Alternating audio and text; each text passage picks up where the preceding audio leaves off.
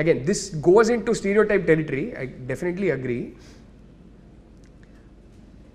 నేను ఒకటి ఎప్పుడు చూసా, అమ్మాయిలు ఒక ప్రెషర్ వల్ల కొన్నిసార్లు బ్రేకప్ చేసుకోలేకపోతారు.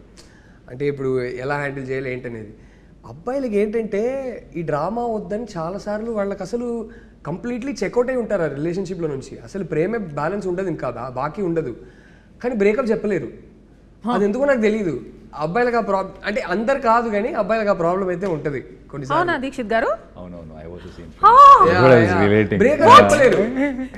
బ్రేకప్ చెప్పలేరు. అమ్మాయి చెప్పేదాకా వెయిట్ చేస్తారు, కానీ అమ్మాయి వచ్చి చెప్పిందంటే నా ఫస్ట్ రిలేషన్షిప్ కూడా నేను చెక్అవుట్ అయిపోయా, ఆ అమ్మాయి కూడా చెక్అవుట్ అయిపోయింది. మా ఇద్దరికి అర్థమవుతుంది, ఓకే, కానీ నేను బ్రేకప్ చెప్పలేకపోయా.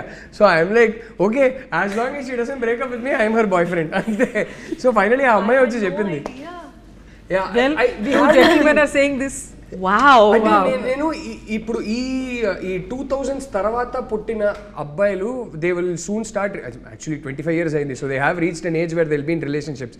వాళ్ళ గురించి నాకు తెలియదు, కానీ 80s 90sలో పుట్టిన అబ్బాయి గురించి ఒకటి చెప్తా.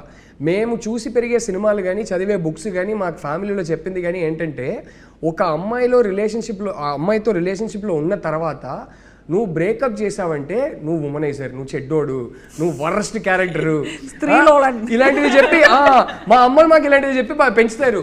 అంటే అప్పట్లో లిటరలీ సినిమాల్లో కూడా ఎలా ఉందంటే, పంచాయతీలో నువ్వు అమ్మాయిని లవ్ చేసావా, అవునండి చేశాను, అయితే ఇంకా వాళ్ళకి పెళ్లి చేయాల్సిందే, ఆ టైప్ ఉంటుంది.